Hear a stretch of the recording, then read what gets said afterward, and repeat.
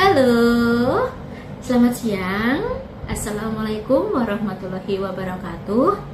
Perkenalkan, nama saya Nana Drastina. Saya dari UPBJJUT Yogyakarta. Dari Prodi Bahasa Inggris, NIM saya 0576459968. Baik, dear tutor yang saya hormati dan saya kasihi, di sini saya akan menjelaskan secara singkat tentang pelajaran dari sejarah Pancasila itu bagi generasi muda zaman sekarang. Tentu saja ya, generasi muda zaman sekarang itu energik, banyak ide, semangat dalam menjalankan sebuah seperti pekerjaan ataupun tugas gitu. Namun generasi muda ini banyak sekali, tidak banyak sih, ada bagian negatifnya seperti kekurangan ya, maksudnya itu dari energiknya mereka itu sejauh ini yang saya amati kurangnya rasa menerima sebuah kritik ya, kritik padahal kita bisa membedakannya, mana kritik yang membangun, mana kritik yang membuat kita down, seperti itu. Dan tetapi sayangnya mereka belum bisa membedakan itu. Terutama dari sini, sebelumnya saya akan menjelaskan dulu proses bagaimana lahirnya Pancasila itu sendiri, baik itu secara BPUPKI, Piagam Jakarta, hingga PPPKI.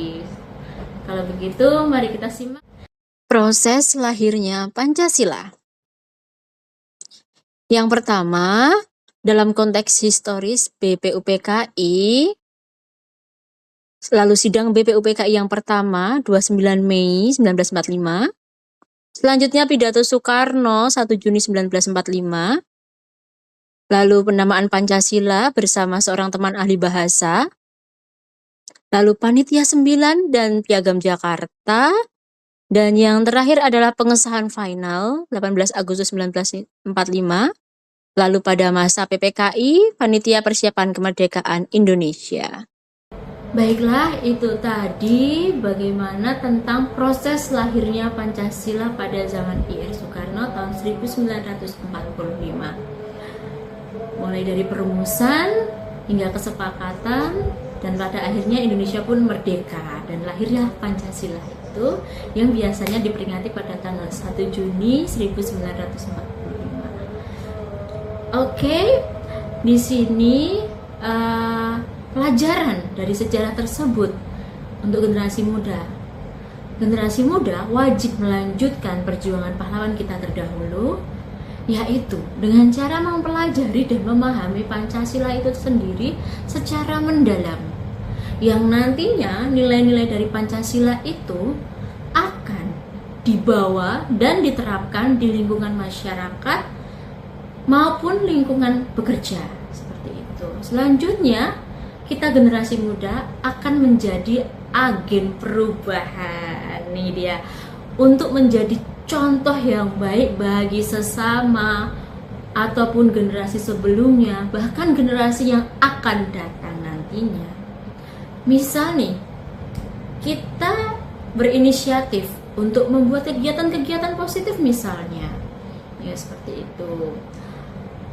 Dengan cara mungkin nih menjaga lingkungan sekitar. Nah, kita menjaga lingkungan sekitar apa? Kalau hari Jumat biasanya saya sering banget melihat di sekitar rumah saya ada gabungan TNI, gabungan pemuda itu membersihkan gorong-gorong yang ada sekitar rumah kita itu, atau bahkan kalau ada semacam sungai kecil mereka akan membersihkannya, seperti itu.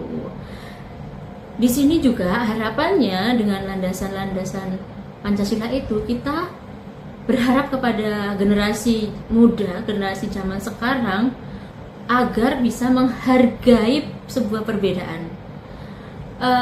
Mungkin contoh kasus belum lama ini ya Ibu, ada yang orang ternyata mengejek, bukan mengejek sih, menertawakan bagaimana orang itu berpakaian, karena menurut dia pakaian itu apa ya, lucu, cupu, menurut dia cupu, nggak keren lah gitu intinya. Bahwasanya keren itu punya taraf beda sendiri-sendiri teman-teman. Apapun yang kita kenakan, kita harus menghargai orang tersebut karena usaha-usaha yang nggak tahu kita dia lakukan seperti itu. Nah,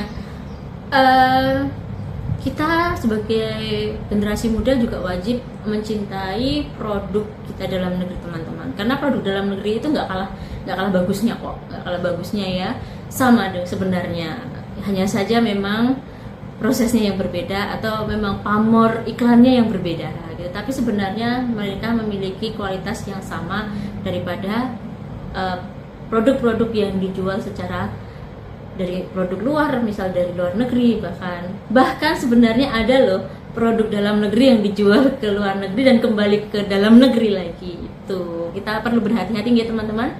Dan yang kedua, yang selanjutnya kita ini generasi muda perlu sekali menggunakan medsos secara bijaksana ya, secara bijaksana. Harapannya tidak menerima sebuah informasi itu secara mentah-mentah. Mari kita saring, mari kita pahami dulu supaya tidak menimbulkan kesalahpahaman seperti itu. Dan yang terakhir, berpartisipasi dalam demokrasi. Banyak sekali ini teman-teman saya yang berdemokrasi ya, tidak ingin berpartisipasi dalam sebuah demokrasi. Misal itu, saya punya teman di mana dia itu seharusnya bisa berpartisipasi dalam demokrasi. Misalnya adalah pemilihan presiden. Nah, pemilihan presiden ini biasanya kita nggak harus datang kembali ke daerah kita ya. Mungkin bisa nih kayak kita mengunjungi pos-pos yang sudah ditentukan, kita bisa memilih dari situ dengan syarat dan ketentuan tertentu gitu. Mari kita ikuti saja seperti itu. Meskipun kalau ada yang tidak sesuai dengan visi dan misi kita, sebagaimanapun kita wajib mengikuti karena itu adalah hak kita sebagai warga Indonesia. Baik tutor yang saya sayangi, saya hormati, saya cintai, begitulah penjelasan terkait tugas pada Pancasila kali ini. Semoga bisa membantu dalam sebuah wacana yang luas. Saya ucapkan terima kasih. Wassalamualaikum warahmatullahi wabarakatuh. Selamat siang.